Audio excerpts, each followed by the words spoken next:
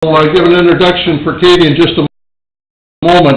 I want to read this note that was in the mail when I picked it up this morning. Pastor Bob, Pastor Amy, the Adult Education Committee, and all with us on Sunday morning, thank you for the warm welcome and wonderful morning of prayer, reflection, and great conversation. It truly was my pleasure. Take care, Mary Thompson from Mueller Mortuary. P.S. to Michelle, thanks for taking such good care of me before and during the service.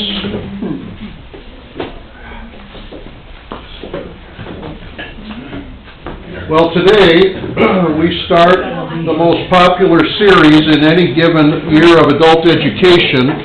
I've made no secret about that or my jealousy that there are more people that stay for my calling than when I'm teaching a Bible study. Oh, really? Really. And why are you looking at Sharon and me? Well, very apt. You know, it's a big day when even Tammy Erickson stays for adult ed, ladies and gentlemen.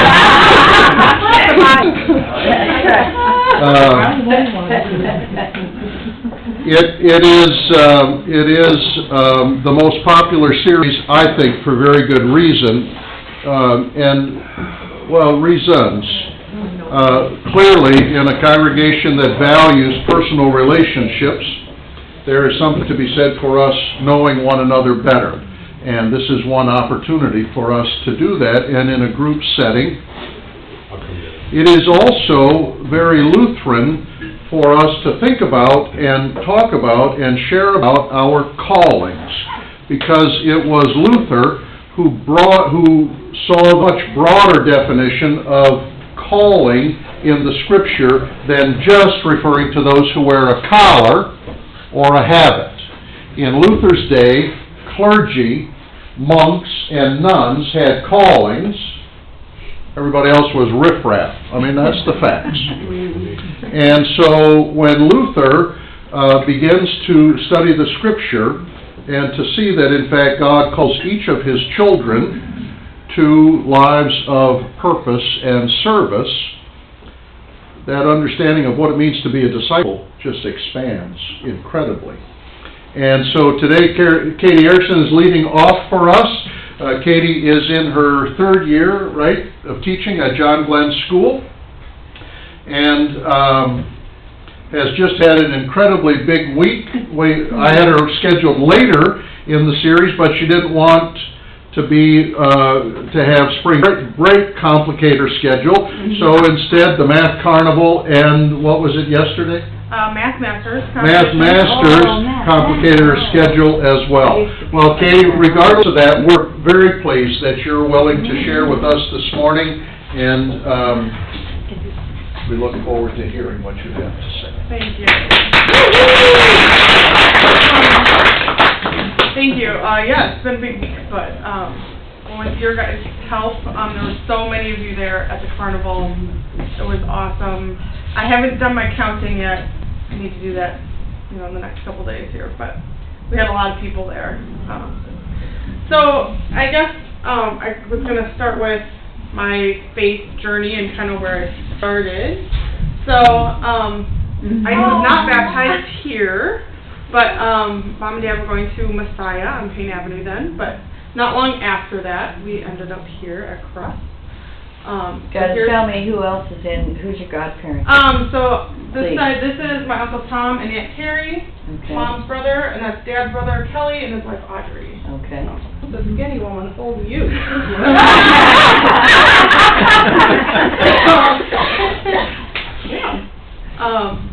So eventually the three of us made our way over to Cross. There's some memories from back then. I always carried milk, Dad being who he is. At Thanksgiving. Well, that's for Thanksgiving, yeah. That's the Thanksgiving one. You might recognize Forrest and Robin. So they were... Robin! You're so cute. So most of my Christian education has happened in these four walls. First communion and confirmation. Yeah. So you were all around for most of that. And then I went to college, and I decided to become a math major, and that was a tough choice. I knew I always wanted to be a teacher, and Mom and I had a conversation about, well, you can't be an English teacher or a social studies teacher because you'll never have a job. And I was like, yeah, that doesn't make sense. I'm a pretty logical person, and I always liked math in school, so I was like, yeah, I'm going to be a math teacher. Did not know what I was getting myself into in the slightest. I started out, so the prerequisites for anything else you take in a math major is calculus 1 through 4. So that's where I started. It only took me 7 semesters to get through 4 semesters of calculus, so I was really good at it, obviously. My advisor told me, maybe you should think about something else. And I was like, I will not be coming to see you again, and just watch me. So, I made it through. That was definitely the hardest part for me. I went to college thinking I knew what math was. I had no clue whatsoever. It's not the study of numbers, by the way. So, it was just really... It was really difficult for me. I struggled a lot. I had the marching band to keep me sane. That was an awesome experience. That was a part of college I loved. I also taught swimming lessons all the way through college and was a lifeguard at the U. So I worked with kids every week to remind myself this is why I'm doing this. It's because I want to be able to work with kids at the end of this. So these are all the other classes I took in my math degree. I took geometry to get my specialization in education. That's the only class you have to take to get your specialization in education. You gotta take geometry. That professor, he talked a lot about being a high school teacher and what his high school experience was.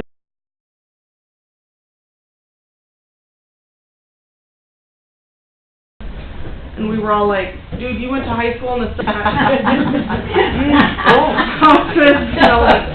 most of my professors were not Americans.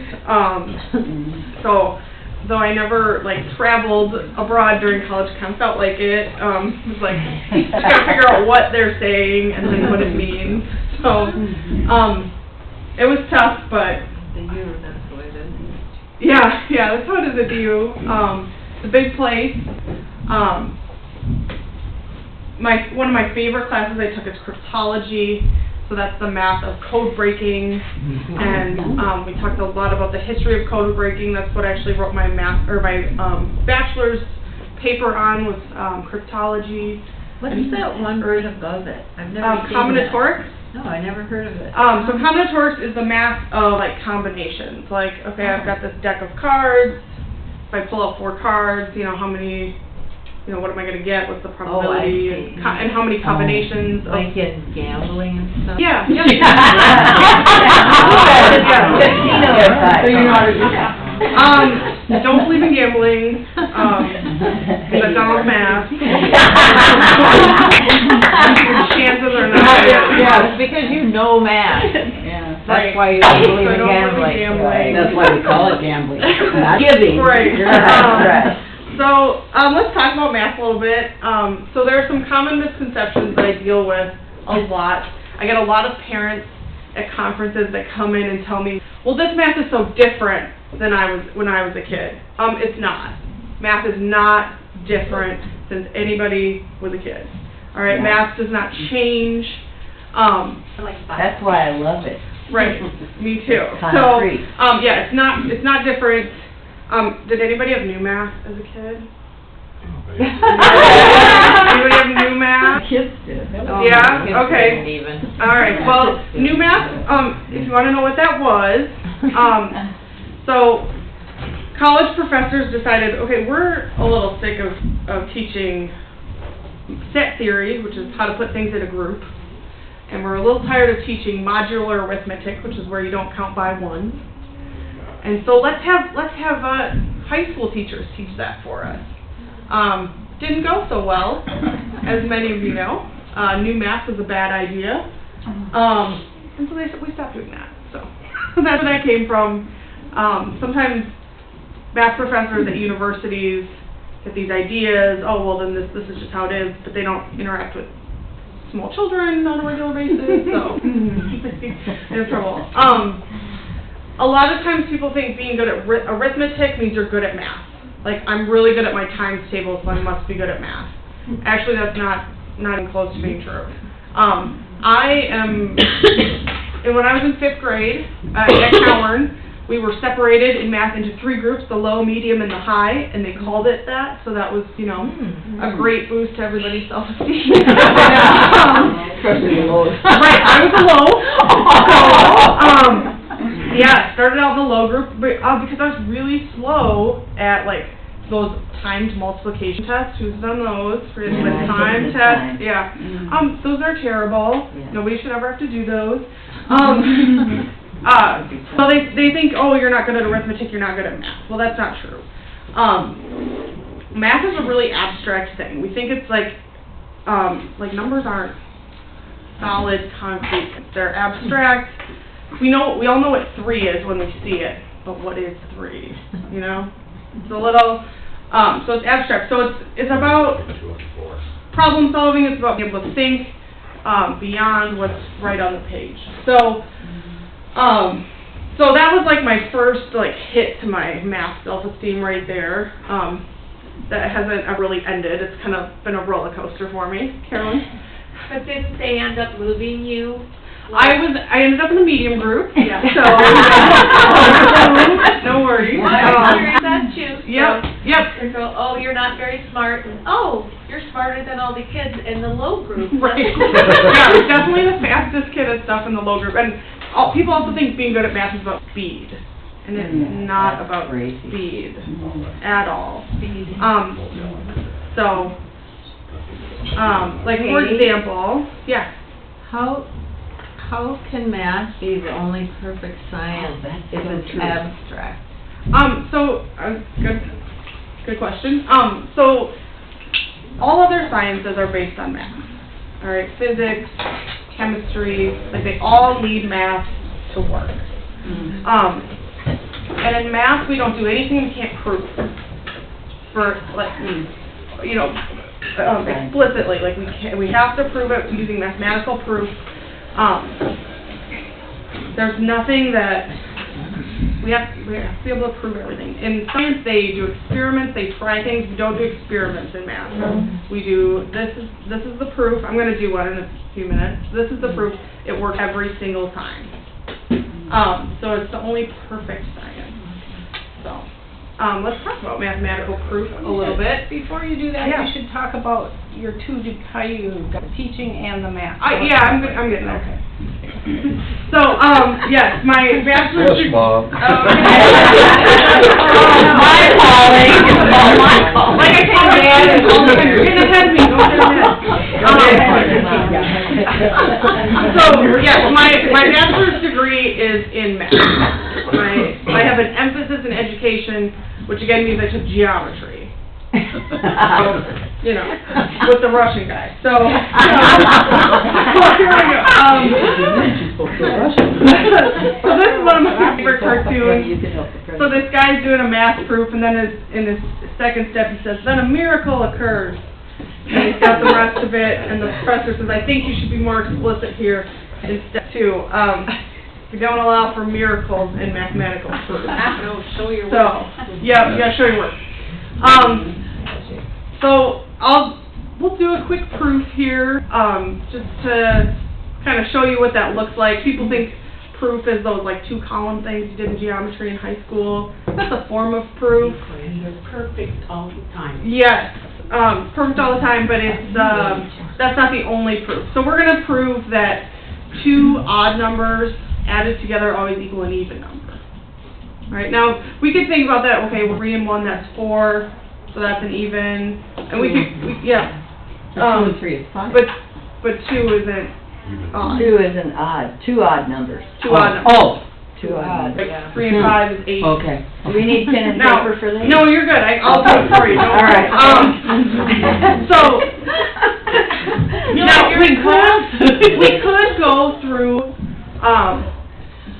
some examples and kind of convince ourselves, okay, we think this is true, but we can never go through all the examples, because numbers are infinite, we don't have time for that. Like, we're all gonna be dead long before we even get started, so that's why we have proof, and that's why we use letters in, a lot in math, and that's where people tend to, like, get freaked out, using letters, not numbers.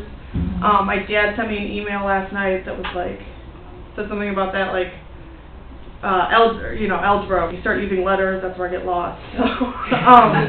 So let's do a quick proof. So we're going to, we'll do this pretty quickly. Oh, you're a lefty. I am. See, and that's the first question people say when you're left-handed. Hey, you're left-handed? I have a kid that said every day. Yeah. A different kid every day. He's like, wait, you're left-handed? Yeah, and not just on Tuesdays, but... Which group is he in? So let's let A and B be 2 integers. So integers are whole numbers, like 1's an integer, 2, 1.5 not an integer. All right. Alright? So by the definition,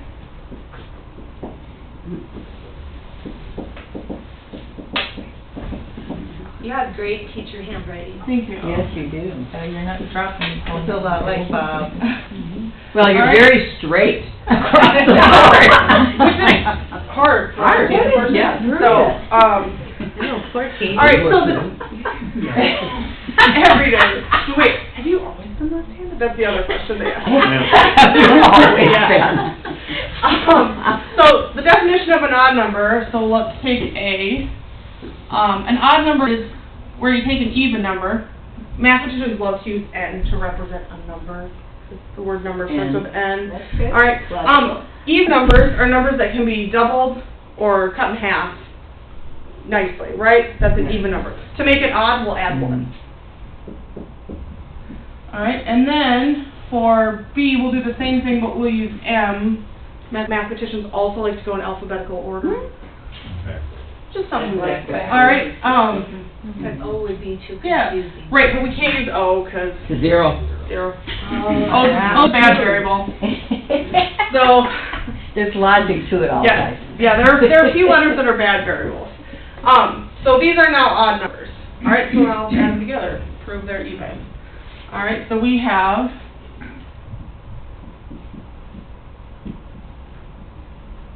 and addition is commutative, we can write it in any order we want, and that's an 8th grade standard, so that's something we teach in 8th grade. Now I combine my like terms, 1 and 1 is 2, so I have 2n plus 2m plus 2, so I have 3 terms here. Alright, they all have a 2 in them, so that means I can take the 2 out, alright, and put it in front.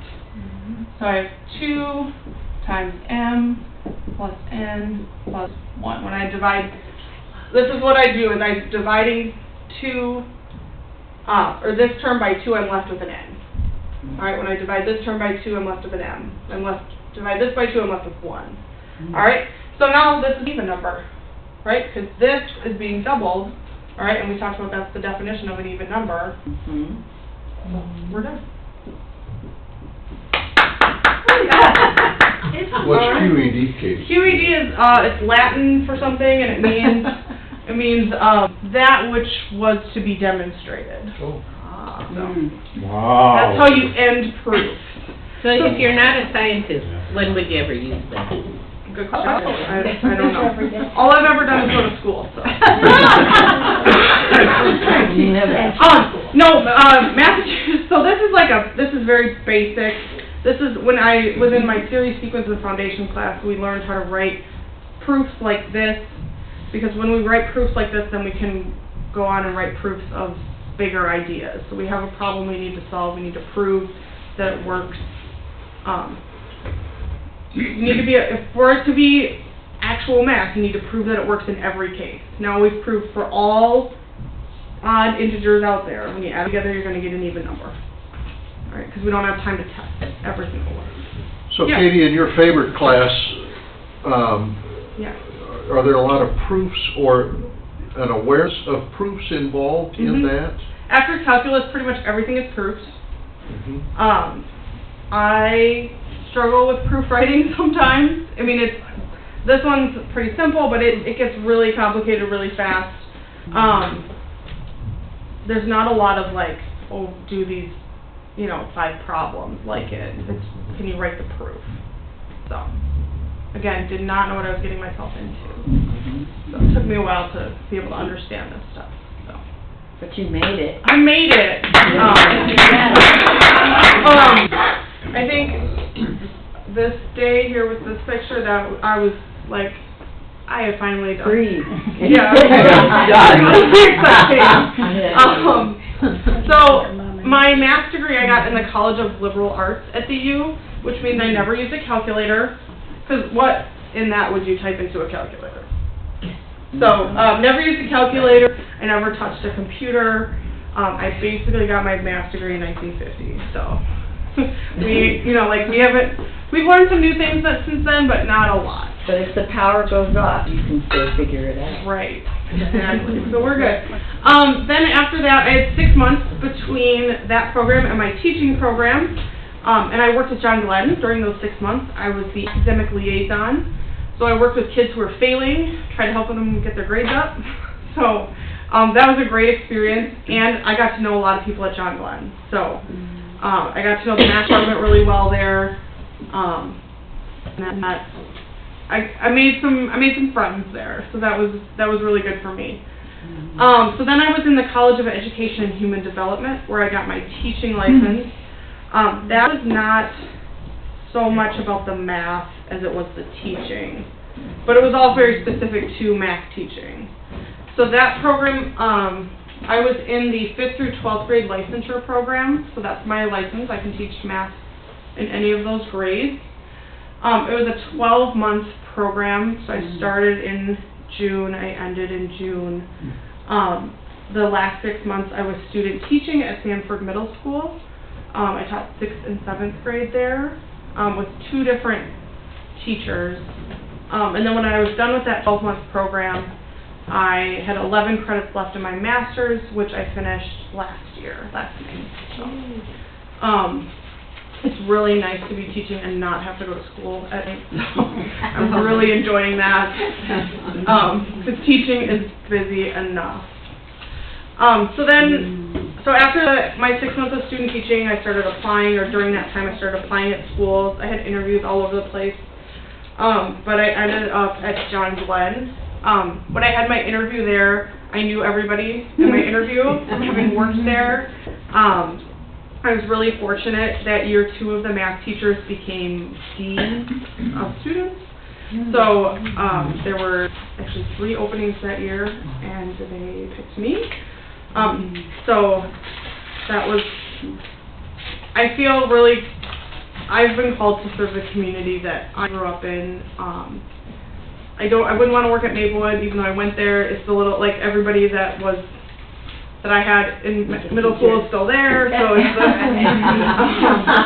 we didn't have school on Friday this week, but we had meetings, and we had a meeting where all the middle school teachers from the district get together, and we talk about, whatever we talk about, and we had to do this activity where you talked about your math identity and like what kind of, we watched this clip from the Wonder Years and how like this teacher was mean, and so felt like he was dumb in math for the first time, and we had to talk about like what's an experience like that we've had.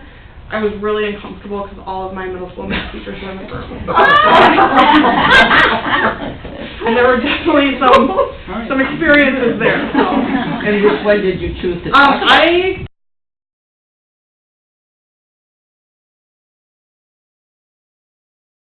chose to talk about 5th grade, and otherwise I'm So at John Glenn, I teach 2 different classes. So I teach 5 classes every day, but I teach 2 different types of classes. So I teach middle school algebra, which is what we call like regular math. I was definitely a regular math kid in middle school, so I had Paige in regular math, I had Ron Darius in regular math. My first year teaching, so I teach 3 sections of that every day. 8th grade. Yeah, 8th grade. We don't have a textbook in this class. The textbook we have is really bad. We used it when I was in middle school. They didn't like it. They readopted it, even though they didn't like it, which doesn't make a lot of sense to me, but whatever. So we kind of do our own thing based on the Minnesota state standards. So, have you heard of Common Core? Yeah. Okay, we do not have Common Core for math in Minnesota, and we won't. It's not going to happen. Everybody thinks that Common Core is like, oh, we're going to teach kids to do things differently. In middle school, it's just a list of things that they have to know by the end of the year. We have the same thing, but it's like the Minnesota version, and the standards are actually a little higher. So, so it's just a list of stuff I got to teach them by the end of the year. We joke a lot that in 8th grade we teach one thing, and that is straight lines. We talk about straight lines all year. So if they can do one thing, it's, rate equation for a straight line. So, in all its different forms. So they study straight lines for a lot in middle school. I also teach intermediate algebra, which is the class I had Rose in last year. This is a 9th grade class, so it's usually called Algebra 1. That's what my textbook is called. So I do have a book for that class. The students get high school credit for that class. I teach 2 sections of that every day. So they do straight lines for the first trimester, and then we move on. So, yeah. Katie, who decides who's in the Algebra 1? Is that a math department Josh decision? Nichols. Is he the head of your department? Not anymore. So we kind of switch the head of the department around every couple of years. So Josh teaches the advanced 6th grade class, and so the 5th grade teachers are supposed to give the kids a placement test. The problem with that is that they pick who gets the placement test. And sometimes they pick based on like behavior. So we don't like to look at the placement test because we don't think that's fair. So we look at their standardized test scores, which is the Minnesota Comprehensive Assessment, the MCA, which a kid takes that every year. So the math one they take every year until 8th grade. So they take it in 8th grade and then they don't take it again until 11th grade. So we look at that score mostly. We do move kids around a little bit. We find that from 6th to 7th grade is like our opportunity to make that happen if we can.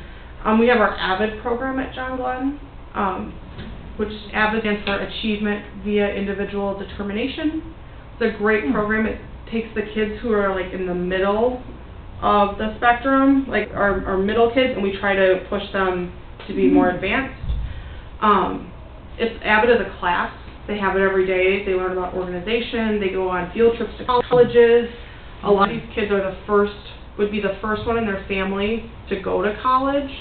So it's making that dream, like, getting them to think, like, this is possible. And if I do these things, then I can get there. All of those kids have to be in an advanced class. So we do move kids that are in that class because they have a support system to help them through, even though they aren't advanced. I think anybody can do math if they work hard. I am the prime example of that. Next, so we have one group this year in 7th grade. They're all AVID kids, and they're doing like a 7th and 8th grade kind of squeeze, where they do both of those years together. I will have all of those kids next year, and I'll have 3 sections of intermediate. So we are pushing for kids to be in that class. Linda? Okay, have you encountered, and can you identify it, math fear? And sometimes it's just math avoidance because it's math fear. And can you, I try. I was wondering, can you intervene? Because I think there are a lot of kids out there. Absolutely, and that's what we were talking about on Fridays. A lot of their math identity is formed in middle school and how they think about themselves as math students. So we work really hard to try and form that in a positive way so that math is not a scary thing for them. One of my biggest problems is parents. They come in, yes, they come in at conferences and they say, well, I'm not any good at math, so, you know, and it's like, one, that's not how it works. Prime example. Yeah, I mean, like, I was not a math kid. Like, this competition I was a part of yesterday. Math Masters. Yeah, Math Masters. It's a great competition. All I did was plug the scores into the computer. That was my job. These kids, like, train for this. It's a little freaky. These parents are, like, sitting there taking pictures. Kids taking a test. Like, but okay. Jeff is in that. Yeah. I love that. Yeah. I was just a supportive parent, not a math genius. So Math Masters is really cool, but I definitely wasn't in those kinds of things when I was a kid. I'm the math team coach at John Glenn. So that anybody from all 3 grades can be in math team. I had 18 kids this year, so I had 3 separate teams, which, because there's 6 kids on a team, so that's pretty incredible. That's awesome. I have a couple kids that, like, aren't math kids, but they come because their friends are there. Right. Not fine with that. Right. The person who did it before me was really picky about who was in it. I'll take anybody. Right. You know, if you want to come and do extra, I'll take it. So, we came in first place this year, so. It's really exciting. They did awesome, so. You had a great week. You deserve I know, a vacation. So, yeah, that's math team, and then our other teacher, Josh, he's in charge of Math Masters. But we all help out, so. Maybe I could learn math. Absolutely. Never say. Inspiring, Katie. I had a horrible math algebra teacher. He was a genius. Yeah, that's hard to bring it down. I'm the Hard to best, bring it and down. one of the reasons I went into math is because I had a fabulous teacher at North my senior year, and he was a guy who had failed a couple of math classes in college, and he was amazing. Who was it? His name is Tom Wampler. The worst math teacher I had at North was a guy who was really smart. Yeah. Yeah, it's hard to bring it down. Yeah. They don't understand that you don't understand. Right. Yes, exactly. And I've been there, so I try to remember that. You know, I've been there with the struggling, I've definitely been that kid, so I try to incorporate that. What about tutoring? Like, if you have kids that are, I mean, you're a teacher and only have so much extra time. Right, so Is I'm there available tutoring? after school like 2 or 3 days a week. I have a lot of kids that come in and get help. But besides you, is there anybody else that? No, I mean, kids the whole can go to? department does it, but. Oh, okay. Yeah, we all, and then I do lunch like 3 or 4 days a week. One day a week I have to tell them, no, I need to eat with adults today. I tutored about 2 months, and then it got more than I could handle. Yeah,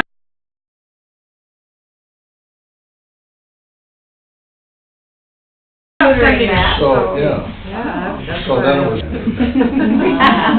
That you can do. Yeah. The thing is, the kids come to us in middle school, and we have to break a lot of bad habits. Elementary teachers are wonderful people, but they are not content experts. They don't have math degrees. So, like this new method comes out, we're going to teach them 4 different ways to multiply numbers. Well, that's nice, but they really only need one, and I don't actually care. I mean, I don't care which one they're using. I'm at the point where if you can't multiply, here's your calculator, because we have to move on. Somebody's been trying to teach you to multiply for years, it's not working, we're going to move on. So, the elementary teachers, they do their best, but they just don't have the tools that we have, you know, to help with math. I'm pretty traditional in my approach to math. I don't believe in tricks. Like we sing a song for the quadratic formula, but that's about it. I mean, I'm all about teaching them how to organize their work, but I don't, like, my teaching partner, Jared, he loves tricks. Like, oh, if they just remember this little thing, then they'll remember it. That drives me nuts, but, because I think you gotta understand, you have to understand why this is happening. It's really my approach. Yeah. So, Katie, with that comment in mind about elementary school, Yeah. and we know that math is increasingly important in this world in which we live. Mhm. Is there any thought, any encouragement from you and others like you to have math teachers in elementary school? Yeah, I'd say there's definitely a push for that at the U. They have, so my professor, he was my professor during that whole like 12 months and then my 11 credits later. He taught 5th grade one year. When I was in his program, he was also teaching 5th grade at the school, 5th grade math. He'd go in and do the math. So it is happening more and more. I had 2 roommates in college that were elementary ed majors.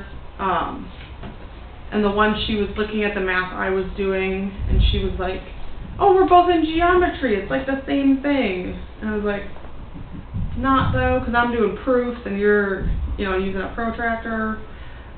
She looked at my book and she goes, "This looks like Greek to me." And I was like, "It is." It is Greek. The ancient Greeks came up with a lot of this stuff. They did. They were busy, they're busy people. So, no, that is happening a little bit. Elementary ed teachers, they have so much to do to teach all the content areas. It's almost impossible. And sometimes, we really they need to learn how to read too. That's, if you can't read, you can't do anything. So it's happening a little bit, but it's definitely something that we have to deal with. Is that a school board kind of issue? Is that where it comes from? I think it's a school board issue, and I think it's a university issue. Like, how are we training our elementary teachers? What kind of math are they getting? So. There's a huge article on the front page of I think it was the Tribune this morning that said we are down teachers. There's a teacher shortage, and there's going to be a bigger one, and we're not retaining our teachers in the profession after they've been there 1 or 2 years. And so it's going to be because it's hard. They don't want to. They don't want to. Terrible. And I think some of it is the teachers feel they're doing the training on to take a test. Yeah. There's some of that. Yeah. So last year, my kids did 3 days of standardized testing, which I think is pretty good. Like, that's a pretty low number. They did 3 days of a standardized test. This year, I'm required by the district to do 6. Last year, Jared and I, our scores exceeded the state average, so we're like, what can this test tell us that we don't already know? So I'm not convinced that it's better. I think, I'm okay with the MCA, that's fine, but I don't really think we need much else as far as testing goes. I know what they know. So. Right. And your kids did 3 days of MCA testing in math. Then they also did 3 days 6 days in reading. Yeah, exactly. I had a lot of days of testing. It's a lot, and then they did 3 days of science. A lot of testing. And the reason I had to do 6 days in reading is you can't stop in the middle of a passage and come back to it the next day. Right. It's all on the computer. Yeah. Last year I had a student who was visually impaired. He took his reading MCA on my smartboard, and on the smartboard he could click to the next question and click the answer, but he couldn't scroll the reading passages. So I'd sit there and scroll for him. It was amazing. On the 4th day I'm like, just keep going. We're gonna be done. We're not taking 6 days. But no, usually, so last year my middle school algebra class, which is about 60 kids, I only had 15 that didn't meet the expectations, which is pretty low.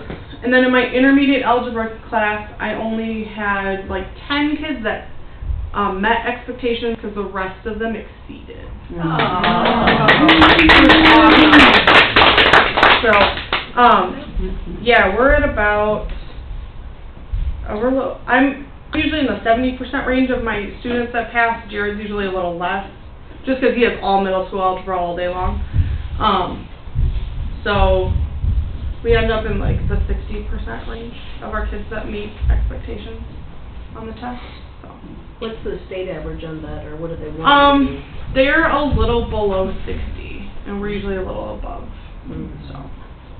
But we spend a lot of time looking at that data, and then sometimes it does help us inform like what we're going to do next year. Okay, we're going to make this unit a little longer, we'll make this one a little shorter. We're not, but the problem with it is like we're never supposed to look at the test. And they never like release the questions from old tests. So how do you know what to work on? Yeah, well, okay, we're not supposed to look at it. But like there's, 35 kids in front of you with their computer screen on the test. You don't write anything down. You're a We're good teacher. We're good. What was the sermon about was it temptation today? About who you It's better for my kids Yes, than it's better. Yeah, we try to do anything that we think is not in the best interest of our kids. Sherry. So I'm curious, do you tell the kids in the middle school algebra that you were not Yes. top of the line? All the time. All the way? All the time. Good. Gives them hope. Yeah, I was just gonna Yeah. say it does. Yeah. It gives them hope. Yes, I tell John Glenn someday. That would be a goal. I get a lot of questions like that, like when am I going to use this in my real life? My new line this year is, this isn't your fake life. This is real, you need this now. And the thing is, like, I don't know when you're going to use it. I don't know what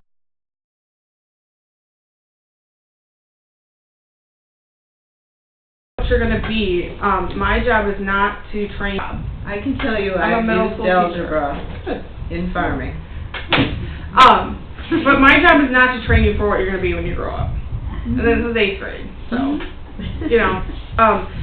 learning math is like building a house. And my kids are just at the part, they're like they're still digging the foundation. So it's really hard to tell what the house is going to look like. You're not going to know that for a long time. So. And you say that to them? I do. Because that's tangible. I tell them the truth. They've been lied to a lot. Whether on purpose or otherwise, I try to tell them the truth. Probably by their parents. Well, and I think, like, we all have this attitude where we talk about, high school is going to be so much harder and you're never going to be able to read a test. And it's, we kind of make high school out to be this bad thing. I went to North High, it's not like that. So I try to, like, my advisory, we had this conversation. What do you think you've heard about high school that you think maybe isn't true? We'd have good conversation.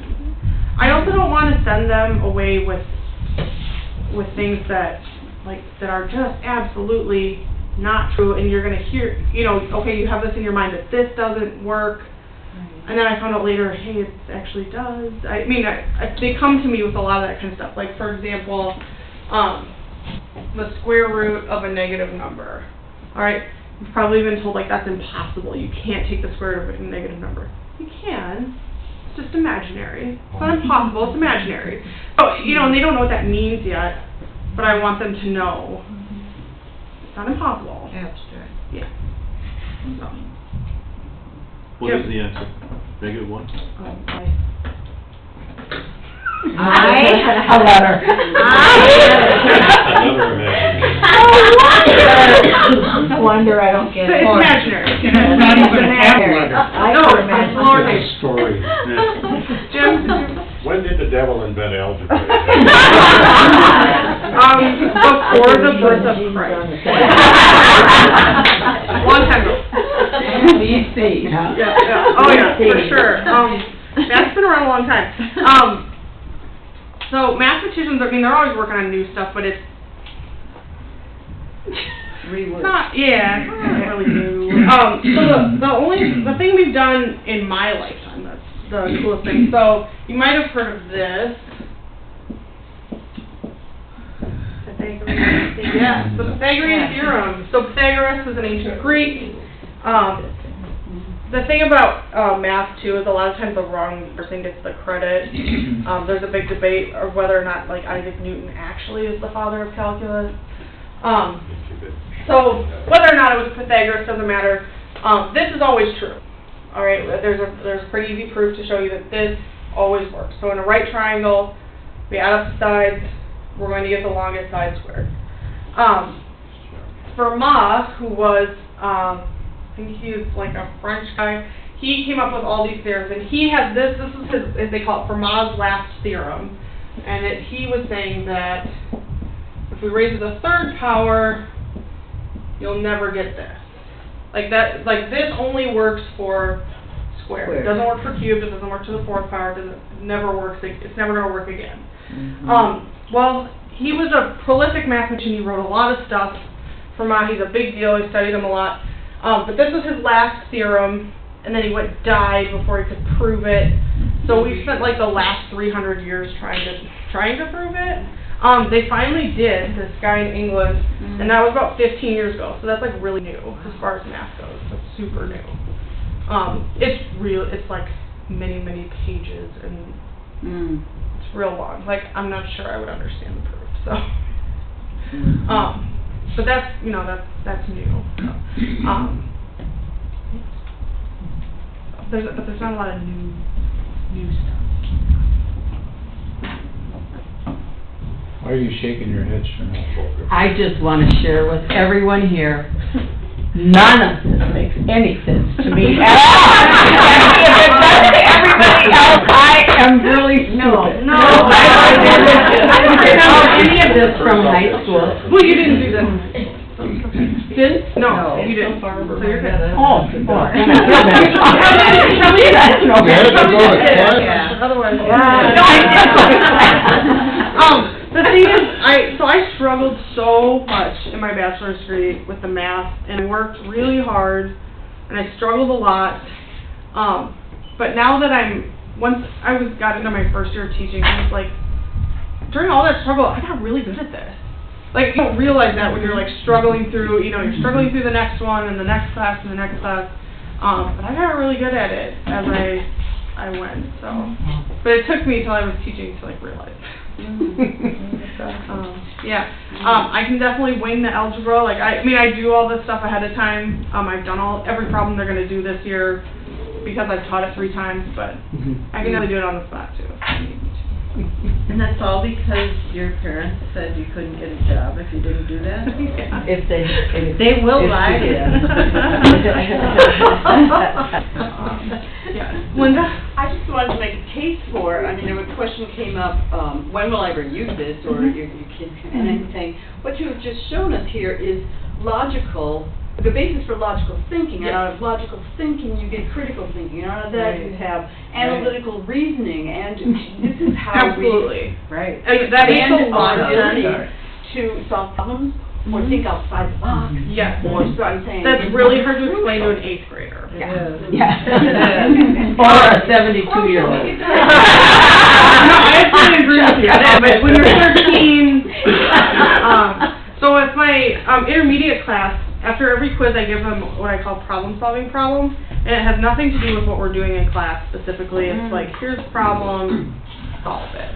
And they have to write down their thinking, which they hate. Some kids think they do more writing in my class than in writing class.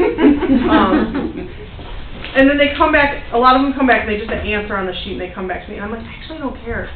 I know what the answer is. I did the problem. I want to know how you got there. So, and then they try to explain it to me I'm like, I want you to explain it to me in word, like on writing, on your paper. That's so hard for them. But I think that's so important to explain your reasoning. It's all about the journey, not the destination. Well, I used to work as a technical writer, so I would make accountants explain to me in lay terms what they were doing. Boy, they'd get frustrated with me. But you gotta explain, where did this come from? Well, I guess. But you guessed that for a reason. Why did you start there? When you're guessing. Yeah. I had problems with the word math problem. Like, Bob is on an airplane leaving California going this fast, and Joel is driving a car this fast, and where are they going to meet? Yes. And I never, how do you put that in? You know, I'm thinking, well, they're not going to meet because one's flying and one's driving.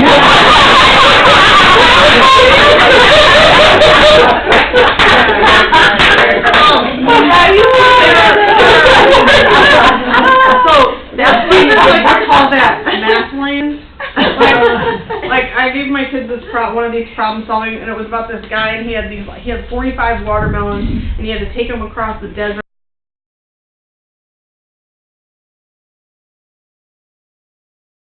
You can only carry this many at a time. And then the next day they were on the board about how math, the only place where somebody has 45 watermelons and nobody asks why. Yeah, right. You have to put that in some type those are those like math land problems. Yeah. Try to avoid those. Well, I make fun of them because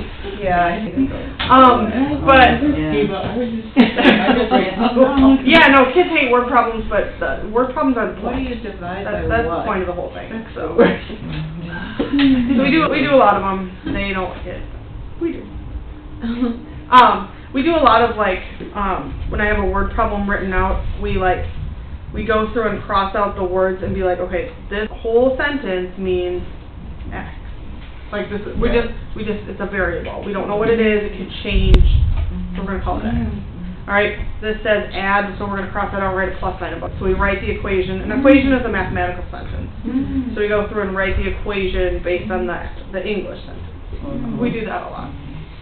Katie, what's the most important thing you've learned as a teacher that you didn't learn in school? Oh, geez. What has experience taught you? Timing is really important. Like the timing of a class is something I did not learn in school. We talked about it a little bit, but I was a swimming teacher for all through high school, all through college, and when you're teaching swimming, I was really good at like, okay, this activity is going to take 5 minutes, this one's going to take 10, and just kind of keeping things moving. The other thing, the biggest thing is discipline, and I definitely learned that from Mom. And teaching swimming, like, if you don't follow my rules in the pool, you are going to die. So that's kind of how I think of it. I mean, like, you're gonna drown. So, I mean, your choice here is to, follow what I'm saying, or we're gonna have problems. So, Jill and I, our principal, and I actually had a conversation about this. She was talking about how my management is good, and she doesn't see that a lot in new teachers. And I'm like, because I've been, doing the pool thing for a long time. And that's where I learned how to do that. So, definitely did not talk about that at all in my program, about management and discipline. Really? Yeah, which, gosh, that's amazing. So, I definitely, so I worked with 2 teachers when I was student teaching. The one was amazing. She and I still keep in touch. I taught her kids swim this summer. The other one, she was an older lady, and her heart was always in the right place. But she had all these rules. Like, I couldn't keep track of them. And the kids would be asking, can I do, I'm like, I don't know. I tell them, yeah, I need to go to the bathroom. She'd be like, no, this is one of the times. I'm like, there's 75 times they can't go to the bathroom. She'd just say no, always. Yeah, she was tough, and she was also not very mobile, so, like, the kids in the back were doing things that, she couldn't get back there, and but Did you learned a lot from her, too. get in on the conversation to the space station? I mean, maybe not. Yeah, that was in the paper. Yeah, that was really cool. No, that was all the science department, but we were with our advisory group during the space station time, so my advisory has always been, of all 3 years, has been my, like, lowest group of kids. And you mean numbers, Katie? Well, numbers and just, like, so we put kids into smaller groups sometimes because they're, like, on the edge of passing, or they're, they need more of my time, so we put them in a smaller group. It's based on test scores, but I always have that group first hour for some reason. And so during the space station, they were going to be back in my room for that. Is the first 20 minutes of the day. Yeah, it's like homeroom. Yeah, it's like homeroom. 20 minutes. So we watched CNN Student News once a week, and one week it was all about space, and they had a lot of questions. So I tried to answer their questions as best I could, and then we watched Apollo 13, and then they had a lot more questions, so we talked through that, and even though the movie is really good about explaining things, sometimes that goes over their heads, so we talked a lot about that, and why do we go to space, what are the pros, what are the cons, like, why are we doing this, and then we talked to the space station, and so like, I feel like I really prepped them for it, tried to prep them for that, and then last week we watched an advisory, so 20 minutes at a time. We watched The Martian, which came out last year. Which was really good. Like, this is kind of where NASA is headed. This is kind of what they're working on right now. This kind of thing. So they were really into it. They know there's a lot of errors in The Martian. Right? Yeah. We talked about it. There was a guy on the radio that when The Martian came out, and this was when I was in North Dakota. This was a guy who had actually been studying how to grow food on Mars. So he was the one, he said, but I still really enjoyed the movie. The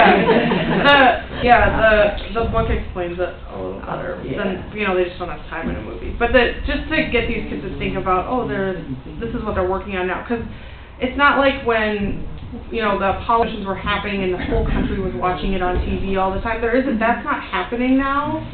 So to kind of let them know, okay, they're still working really hard. NASA's doing a lot of things right now, and this is kind of one of the things they're focused on. Can you tell a little bit about how that was done at the school? Was it like so it was over like the PA system.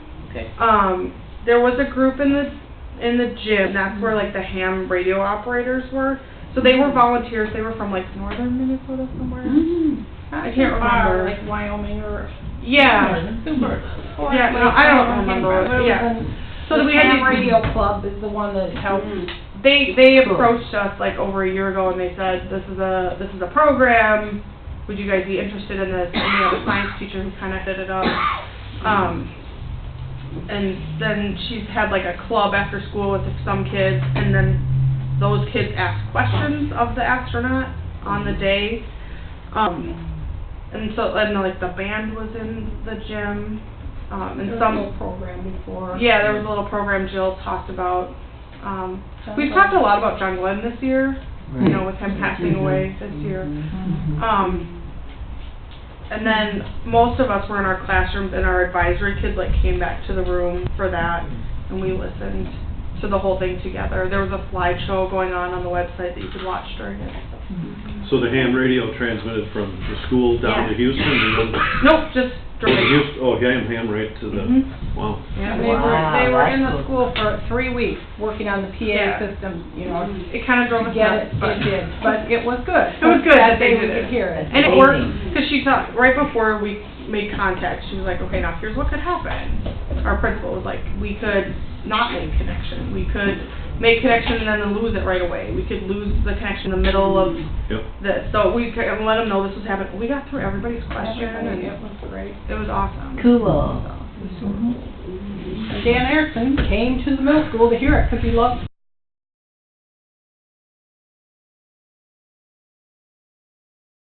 space. Yeah, he came, one teacher brought Do other schools do that, or this is just here? There was an opportunity. It's a program that the space station, NASA does. They have these amateur ham radio operators ask schools to do it.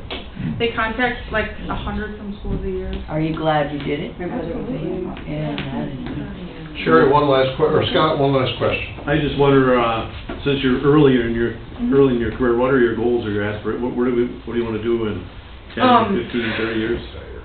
I don't know. I'm out of goals. No, Be principal? I want to. No. Maybe ask me in 20 years if I want to do that. I just want to be really good at this. That's the goal right now. So to be really good at this. Sounds like you already are. Yeah, you are. Yeah. The lady who had my job before me is our dean of students. And so she deals with behavior all day long, and I'm like, I don't know why you gave this up, because I have the best job. Oh, awesome. Good for you.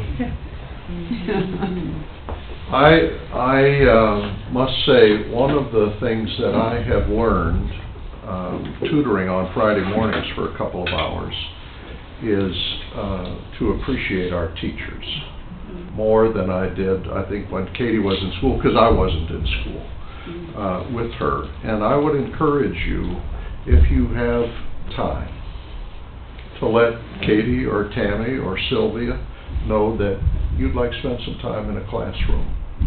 And I think that you would learn to love a student or two, which is a very great thing, but also to appreciate the teachers that go to work every day and do what they're called to do. And Scott, I agree with you. I think, Katie, you've clearly found, you've properly interpreted the Spirit's leading, it would seem, and you're where you're supposed to be, and aren't we fortunate to be able to say that, if we can, as you are, and we're very grateful for today.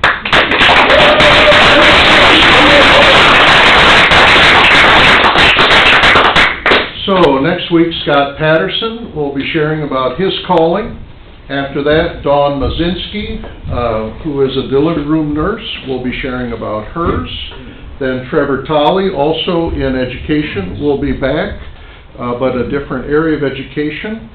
And then, Pat, are you up next, number 5? I think, Pat Hagan, or Diana Swanson, I can't remember who comes. I'm last on the list. You're last, all right. Why don't you remember that? Because I can't remember why you're last.